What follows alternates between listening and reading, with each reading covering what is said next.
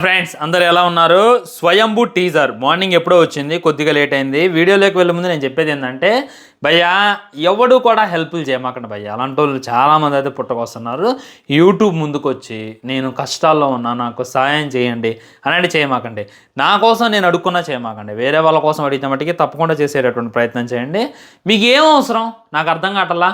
ఇప్పుడు యూట్యూబ్లో ఒక యూట్యూబరే ఉన్నాడు మహిధర్, లక్షలు సంపాదిస్తాడు.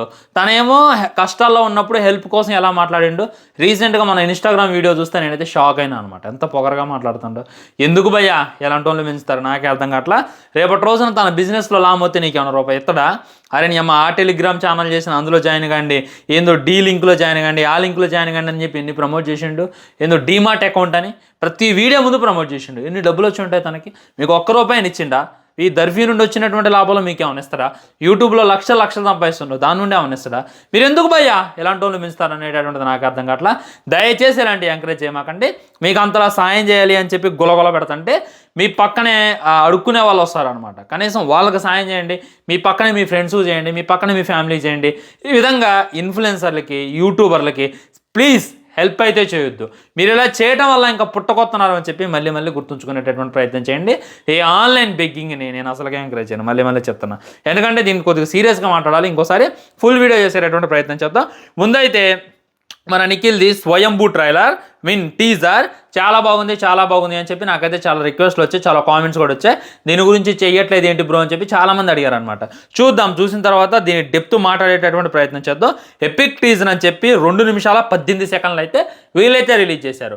అంత ఎపిక్ ఉందా లేదా అనేటటువంటిది మనం కదా డిసైడ్ చేయాల్సింది. పాపం బాగా కష్టపడుతుండు నిఖిల్ అయితే హిట్ కోసం, నిఖిల్ సిద్ధార్థ్.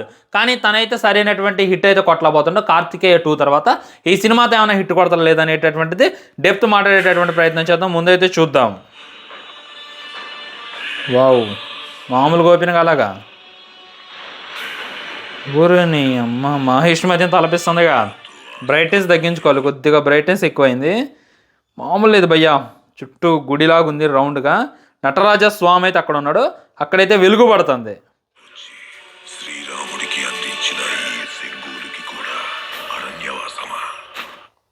సునీలా ఎంత చెట్టుండే, సునీల్ అట్టుండే అనేటటువంటి కింద కామెంట్ చేయండి. దెబ్బకి ఎంత సీరియస్గా శ్రీరాముడు అనగా నాకైతే గూజ్ బంప్స్ వచ్చినాయి. సునీల్ ఎటు చూడగానే నాకైతే నవ్వు వచ్చింది. ఊరిని యుద్ధమా? అంతర్యుద్ధం బాహుబలి నుండే రెఫరెన్స్. వాళ్ళలో వాళ్ళు కొట్టుకొని చావడమే అంతర్యుద్ధం. ఒకే రాజ్యంలో మా కులం గొప్ప, మా మతం గొప్ప, మా వర్గం గొప్ప, మేమే గొప్ప అని కొట్టుకోవడాన్ని అంతర్యుద్ధం అంటారు. తెలుసు కదా మీకు ఇది?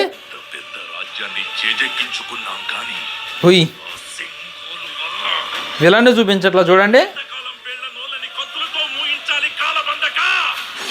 ఏం జరుగుతుందిరా?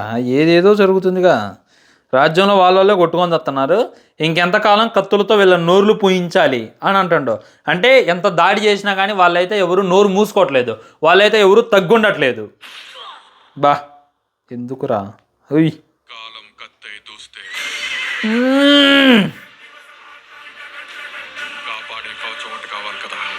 కాలం కత్తే చూస్తే కాపాడే కవచం ఒకటి కావాలి కదా. డైలాగుల మట్టికి మామూలు లేవు, సూపర్గా రాశారు. వావ్, అమ్మా బాగుండు భయ్యా. ఆ హెయిర్ స్టైలు సెట్ అయిందా? మీరే కింద కామెంట్ చేయండి. పర్లా.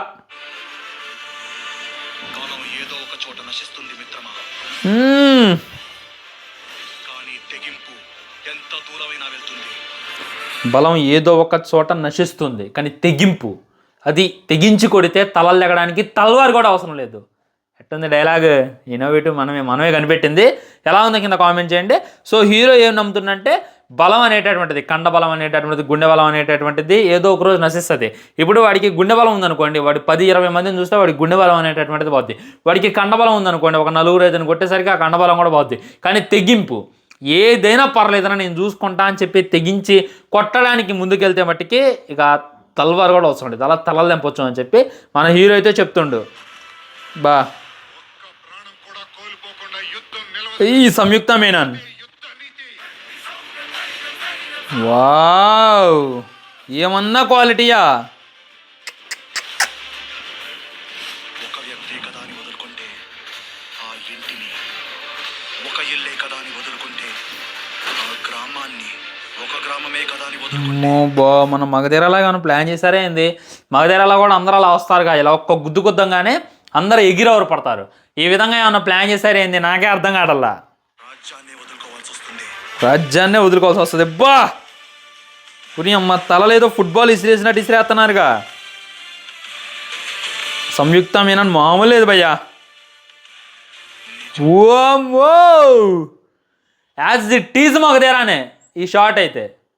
జాగ్రత్తగా అబ్జర్వ్ చేయండి. ధీరా నీలబడని మౌనం ఆపకు సమరం అన్నప్పుడు కొద్దిగా మగధీర రెఫరెన్స్లో గట్టిగా పెట్టారు. మీరు జాగ్రత్తగా అబ్జర్వ్ చేస్తే మీకైతే క్లియర్గా అర్థమైంది. ఉరిని ఉరిని ఉరిని ఇక్కడ బాహుబలి రెఫరెన్స్లు. మగధీరాని బాహుబలిని కలిపేశారు. బాహుబలిలో కూడా అంతేగా, చైన్స్ చుట్టి షర్టు లేకుండా మీదకు దూకుతారు బల్లాల దేవి మీదకి మన శివుడు. ఇక్కడ కూడా ఇదే రెఫరెన్స్. ఊరిని రాజమౌళి సినిమా జిరాక్స్ దింపారైంది. స్వయంభూ పాన్ ఇండియా సినిమా, ఇంకా నన్ను ఎవడు ఆపలేడు అని చెప్తాడు రిటర్న్ డైరెక్టర్ బై. గ్యాప్ ఏంట్రా బాబు, 2026 సమ్మర్. ఊఫ్, ఎలా ఉంది? మీకు ఎలా అనిపించింది అనేటటువంటిది డెఫినెట్గా కింద కామెంట్ చేయండి. నాకైతే నచ్చింది. అంటే ఓవరాల్గా నచ్చినటువంటి ఎలిమెంట్స్ ఏంటంటే డైలాగులు అనమాట. బలం కొద్దిసేపే ఉంటుంది మిత్రమా, కానీ తెగింపు చాలా కాలం ఉంటుంది అనేటటువంటి ఒక డైలాగ్ చెప్పారు చూడండి. అది మామూలు డైలాగ్ కాదు, ప్రతి మగాడికి సింక్ అయింది, ప్రతి యుద్ధ వీరుడికి సింక్ అయింది. ఆ విధంగా సింక్ అయ్యేలాగా ఆ డైలాగ్ని అయితే చెప్పారు. ఈ డైలాగ్ నాకు పిచ్చి పిచ్చిగా నచ్చాయి. ప్రతి డైలాగు, ఒక్క డైలాగ్ అని కాదు, మధ్య మధ్యలో సైడ్ క్యారెక్టర్లు చెప్పేటటువంటి డైలాగులు కూడా ఆలోచింపజేసేలా ఉన్నాయి, గూజమ్స్ తెప్పించేలా ఉన్నాయి. మొట్టమొదట డైలాగులు అయితే నాకు బాగా నచ్చాయి. మ్యూజిక్ మామూలుగా ఉందా భయ్యా? మ్యూజిక్ అది వేరే లెవెల్ అంటే వేరే లెవెల్ పడుతుంది మ్యూజిక్. ఇక దాంట్లో వంక పెట్టేది లేదు. క్వాలిటీ బాగుంది. ఆ స్క్రీన్ ప్లే ఒకసారి మీరు అబ్జర్వ్ చేయండి, ఎంత క్లియర్గా ఉంది, ఎంత నీట్గా ఉంది. ఒక ప్రాసెస్ ప్రకారం ట్రైలర్ కటింగే ఇంత బాగుంది అని అంటే మట్టికి సినిమా కటింగ్ కూడా అద్దిరిపోద్ది అనేటటువంటిది క్లారిటీగా క్లుప్తంగా అర్థమవుతుంది. మ్యూజిక్కి, ఆ స్క్రీన్ ప్లేకి, ఆ క్వాలిటీకి అయితే మనం వంక పెట్టేది లేదు. ప్రతి క్యారెక్టర్ కూడా 100కి 100% న్యాయం చేసేలా చూస్తున్నారు. ఫస్ట్ ఒక ప్రాబ్లం ఉంటుంది, ఆ ప్రాబ్లమ్ని సాల్వ్ చేయడానికి మన హీరో అయితే దిగుతుడు. హీరో అంటే హీరోలా కాదు, మరి తను ఎలా హీరో అయిండు, స్వయంభూ ఎలా అయిండు అనేటటువంటిది మనమైతే థియేటర్లో చూడాలి అని చెప్పి నాకైతే అనిపించింది. అండ్ నచ్చనటువంటి ఎలిమెంట్ ఏంటంటే నిఖిల్ని ఇంత మట్టికి మనం ఎలా చూడలేదు కదా. ఎప్పుడైనా కార్తికేయ అనేది లవర్ బాయ్, కార్తికేయ 1లో లవర్ బాయ్, కార్తికేయ 2లో కూడా ఒక లవర్ బాయ్, నీట్గా ఉంటాడు అనమాట. స్వామిరారు అవన్నీ సినిమాలు నాకు చాలా అంటే చాలా ఇష్టం అనమాట. అందులో చాక్లెట్ బాయ్ లాగా ఉండేటోడు ఒకేసారి ఈ విధంగా మగధీర గెటప్, ఒకేసారి బాహుబలి గెటప్ అయితే చూడలేకపోతున్నాను. అదేంటంటే చూడగా ఇప్పుడు జస్ట్ టీజరే కదా, ముందు ట్రయల్ వస్తుంది. ఆ ట్రైలర్ చూశాక, సాంగ్ చూశాక ఏమైనా అలవాటు అవ్వచ్చు అని చెప్పి నాకైతే అనిపిస్తుంది అనమాట. ఆల్రెడీ తనకి పాన్ ఇండియా లెవెల్లో మంచి క్రేజ్ ఉంది, తను ఒక గుర్తింపు అయితే ఉంది.